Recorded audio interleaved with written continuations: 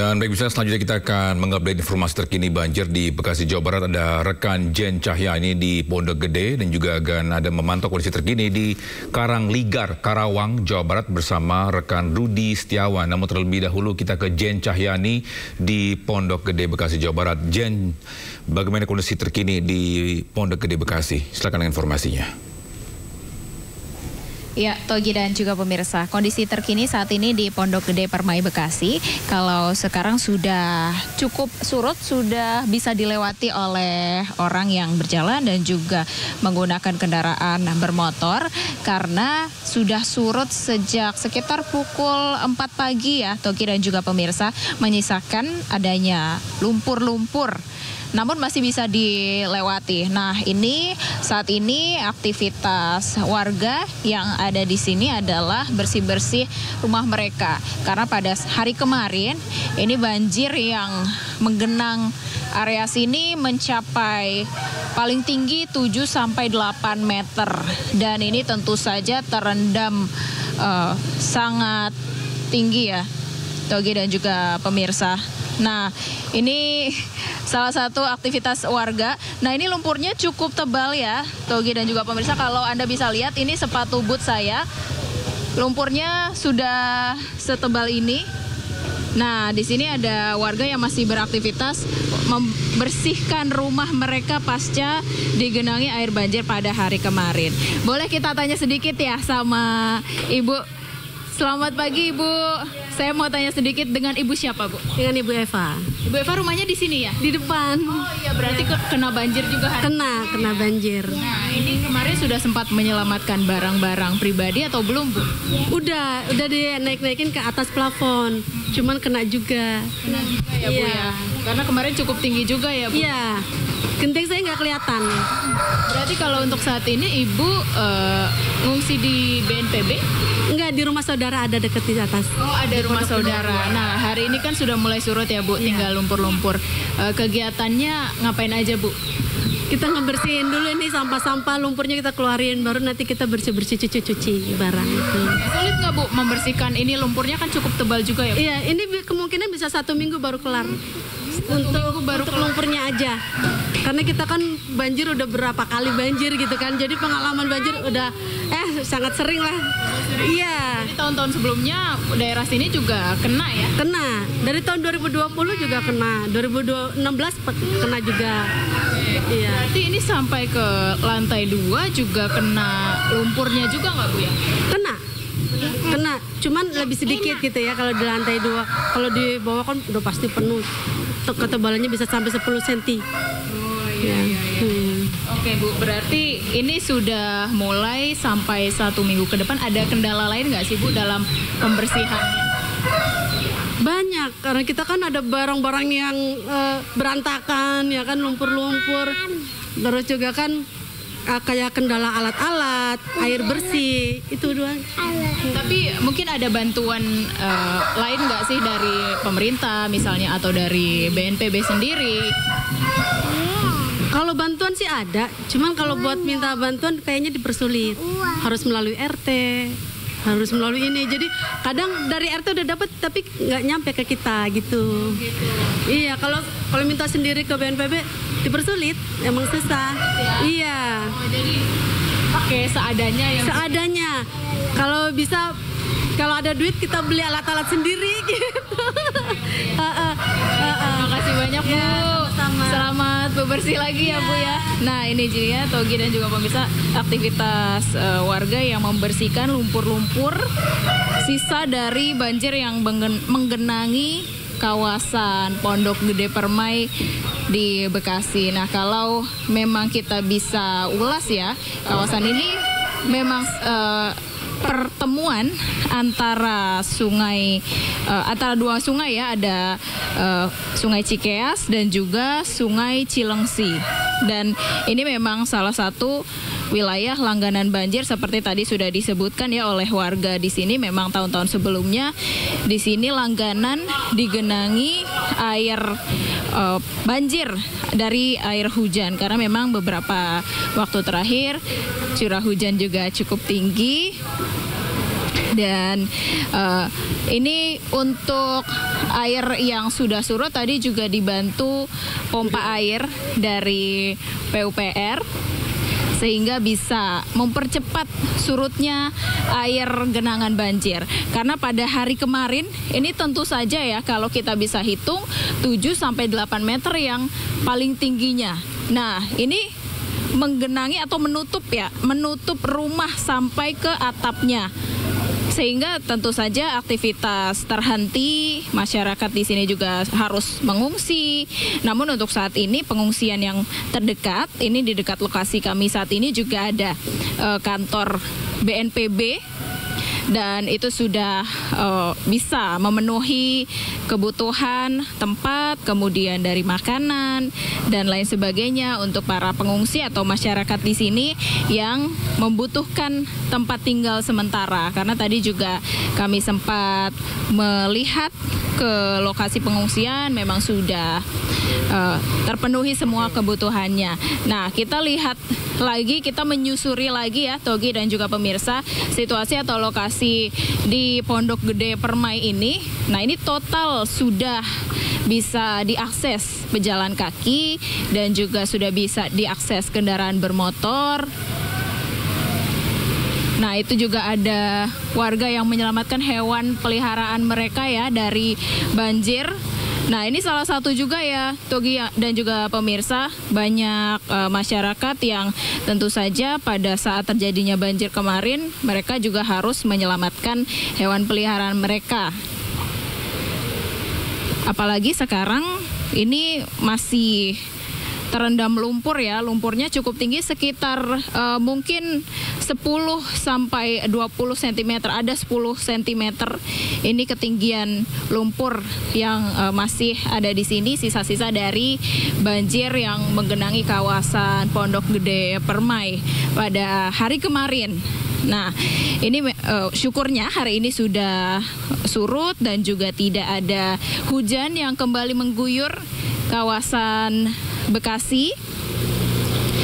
Dan saat ini mungkin bantuan-bantuan dari pemerintah ya, dari masyarakat yang tidak terkena atau tidak terdampak ini mungkin dibutuhkan juga oleh warga-warga terdampak yang mungkin saat ini tidak memiliki tempat tujuan untuk tinggal karena rumahnya mungkin sudah terendam dan juga barang-barangnya belum sempat diselamatkan. Namun kalau sejauh yang kita bisa lihat dan juga kita tanyakan kepada beberapa warga terdampak yang ada di sini, memang mereka sudah siap siaga pada saat adanya curah hujan yang tinggi. Kemudian mereka sudah siap siaga untuk memindahkan barang-barang pribadi mereka, peralatan mereka ke rumah mereka di lantai 2. Jadi sudah diselamatkan terlebih dahulu di lantai 2 sehingga barang-barang yang ada di lantai 1 sudah terselamatkan. Meskipun mereka tadi mengatakan juga seperti tadi sudah kami tanyakan ya kepada salah satu warga terdampak yang ada di sini, meskipun mereka di lantai 2-nya juga terkena air banjir ya atau tergenang karena ini cukup tinggi kalau di ukuran 7 sampai 8 meter ketinggiannya. Kalau di kawasan Pondok Gede Permai sendiri paling rendah ini 4 meter. Jadi ini juga cukup tinggi ya, Togi dan juga pemirsa. Kemudian untuk saat ini ya bisa dilihat ini dampak atau sisa-sisa rusaknya barang-barang akibat dari banjir yang menggenangi kawasan ini pada hari kemarin.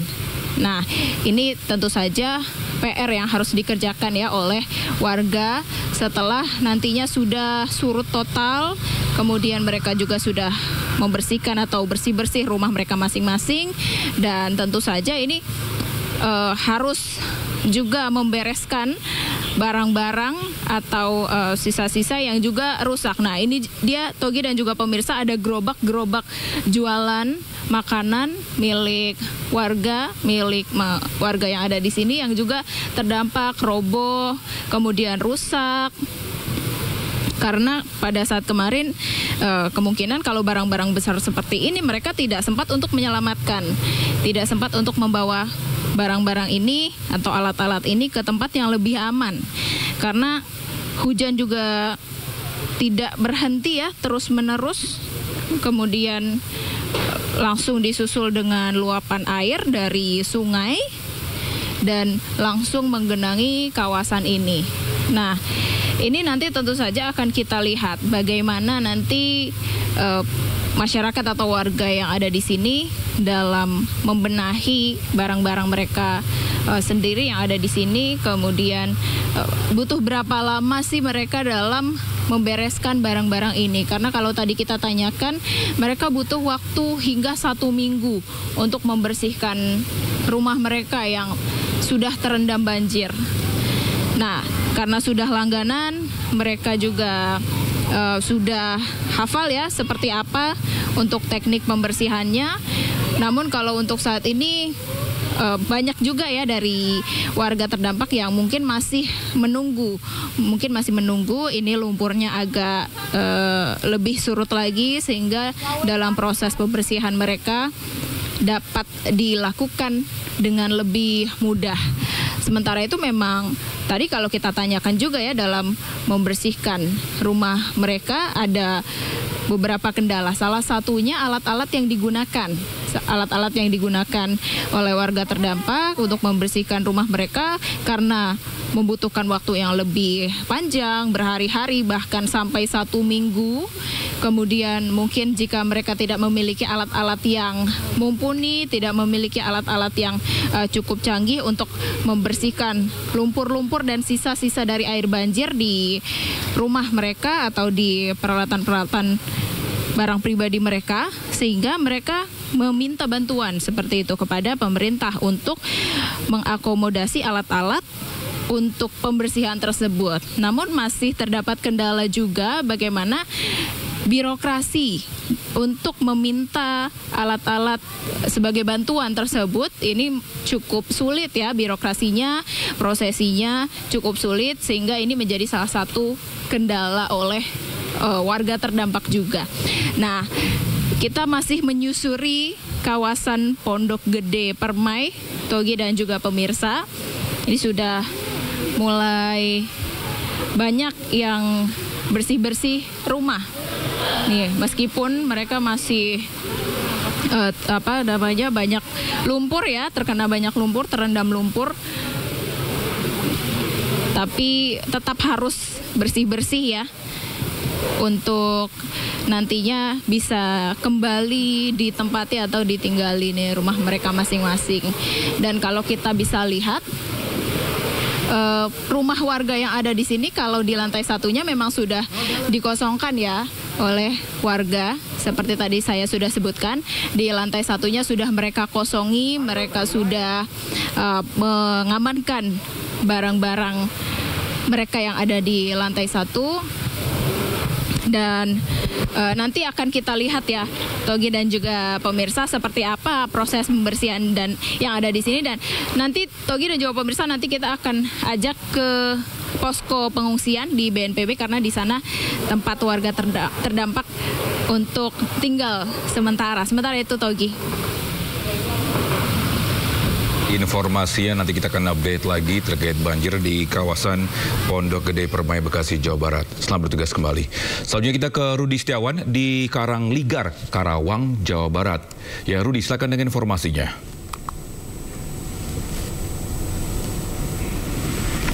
Pastikan untuk update di Karangligar, Kecamatan Teluk Jambe Barat, Kabupaten Karawang, Jawa Barat. Kondisi saat ini berbeda dengan di Jakarta ataupun di Bekasi yang sebelumnya. Kalau di Bekasi saat ini sudah mulai surut, bahkan sudah ada yang bersih-bersih. Tapi di sini berbeda. Pemandangan di sini justru lebih memprihatinkan karena kondisi di sini air dari tadi sampai sekarang pada pukul 7.45 saat ini air setiap menitnya selalu terus bertambah, di mana memang air ini, debit air ini terus meluap akibat dari kiriman sungai Cibeet, di mana air sungai Cibeet tersebut tidak bisa berjalan dan meluap ke rumah-rumah pemukiman warga. Ada ratusan rumah warga yang berada di Desa Karangligar, hampir semuanya rata. Dan sebelumnya diketahui bahwa untuk di Desa Karangligar ini sendiri sebelumnya 5 hari sebelumnya ini sempat terendam banjir dan mengalami, maksud saya sempat surut. Namun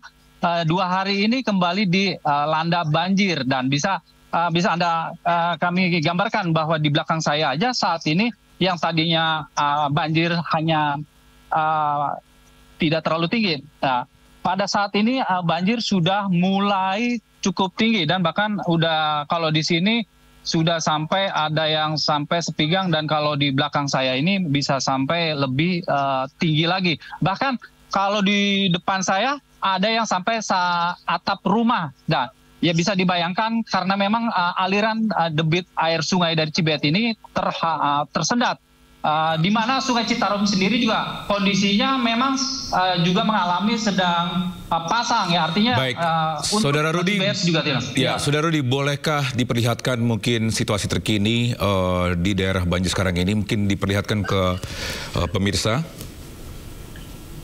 Ya, baik. Saya akan menjelaskan langsung ke ini di belakang saya akan menggambarkan bahwa ini ada warga juga. Oke. Ya, di mana untuk warga saat ini ada yang sedang masih di rumahnya bertahan dan karena memang di sini pengungsi Todi bahwa untuk banjir di Kalangligar sendiri, nah ini warga sebenarnya sudah menjadi rutinitas ya kalau setiap banjir di sini selalu banjir. Nah ini bisa kami gambarkan bahwa tadi pada saat kami jam sekitar 6 ini banjir belum sedalam ini, tapi sekarang sudah mulai agak dalam. Nah, di sini juga, ini di belakang kami juga, ini ada ratusan rumah yang memang masih juga terendam, bervariasi kedalamannya. Ini bagian di depan pinggir jalan. Dan saya juga di sini nanti akan menanyakan seberapa banyak untuk jumlah rumah ataupun dampak dari para pengungsi. Di sini kebetulan ada Pak RT sendiri. Nah, Pak RT, ya mungkin Pak RT bisa jelaskan ini di sini gimana ini, berapa banyak yang rumah di Kalangligar sendiri ini, berapa, apakah seperti apa? Rumah di Kalangligar Pak ada 7 KRT-an sekitar 1.830 pengungsi. Nah di saat ini pengungsian tuh warga sangat sengsara Pak, kasihan warga kami. Oh, gimana? Kalau di sini tuh pengungsian kan terdampak banjir kan pengungsiannya juga. Jadi warga kami tuh kasihan. Jadi tempat pengungsian di pinggir jalan. Tidak ada tempat pengungsian, tenda-tenda tidak ada ya? Tidak ada. Ada tenda tapi tergenang sama air. Tergenang sama air.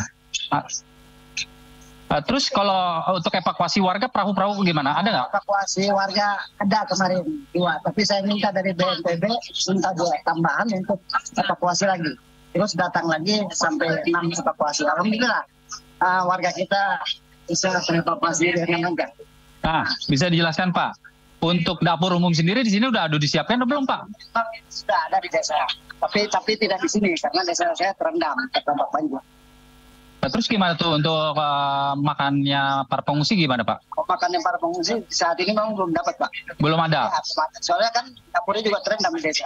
Terendam. Jadi nanti paling juga kalau umpama buat evakuasi kan sekarang kan di saat bulan puasa Pak. Iya. Paling buat takjil nanti di sana di depan. Buat takjil, ya.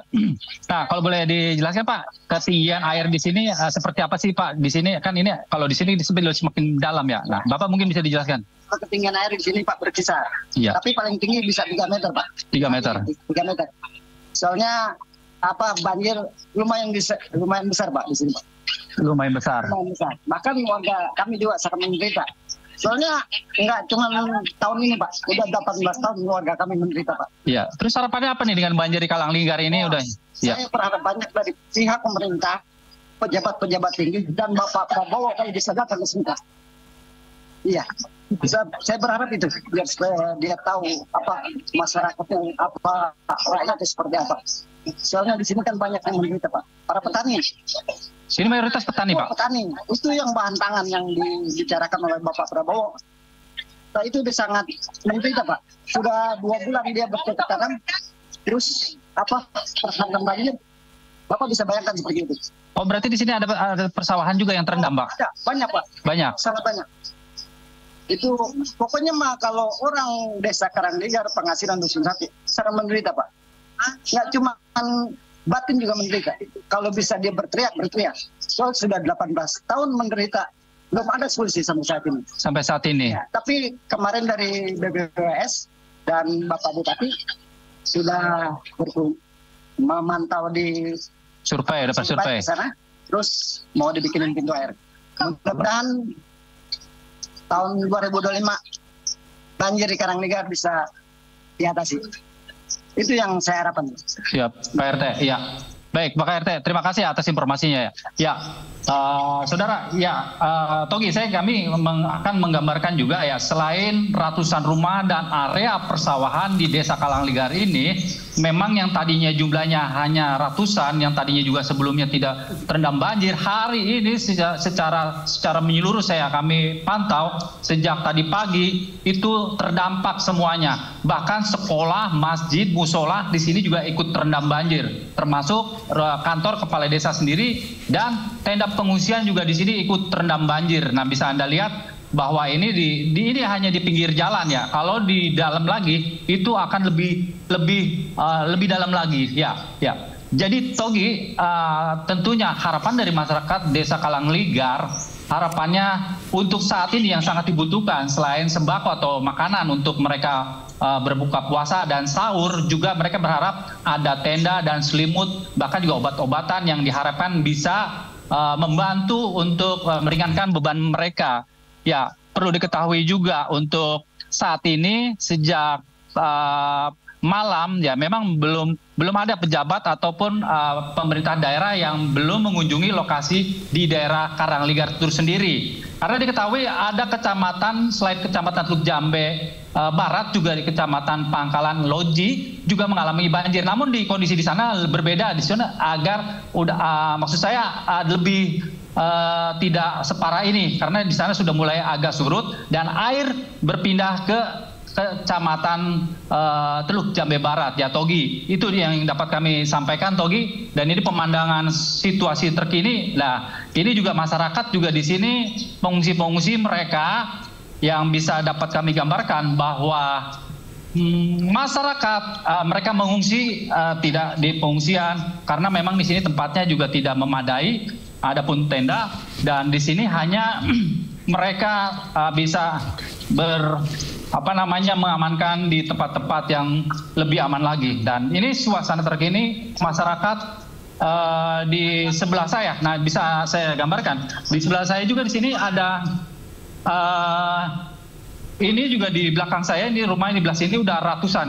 Nah, Todi, ini rumah di bagian depannya ini bervariasi ketinggian. Dan di belakang ini memang agak lebih variasi ya, ada yang rendah, ada yang tinggi. Dan yang lebih parah di bagian sana. Nah, kami juga akan menggambarkan ini situasi hilir mudik masyarakat yang saat ini sedang mengungsi. Ini para pengungsi, situasi terkini di jalan-jalan.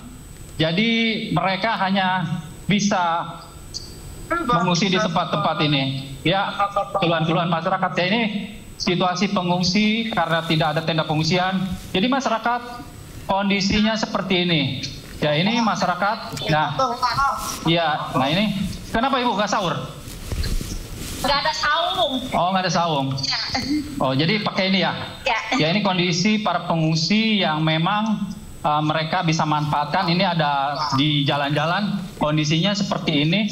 Jadi masyarakat hanya bisa berharap ada bantuan dan dapur umum yang bisa untuk membantu meringankan mereka, terutama untuk berbuka puasa dan saat sahur. Karena memang untuk bisa digambarkan, Todi, bahwa banjir di sini itu biasanya paling cepat itu 5 hari bahkan sampai 7 hari. Ya, 7 hari itu biasanya baru surut. Karena daerah untuk di Karangligar, ya di Karangligar itu sendiri daerahnya memang cukup rendah.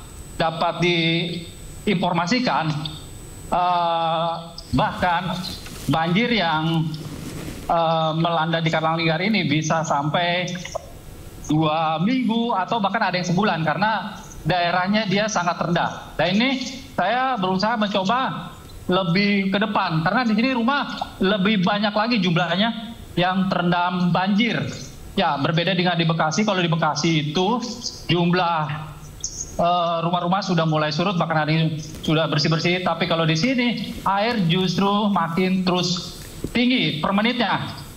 Jadi air dari kiriman dari Bogor yang melalui Loji Pangkalan terus melalui Sungai Cibeet ini terus mengalir ke Karangligar ya, karena untuk Sungai Citarum sendiri saat ini dalam kondisi pasang sehingga air tidak bergerak.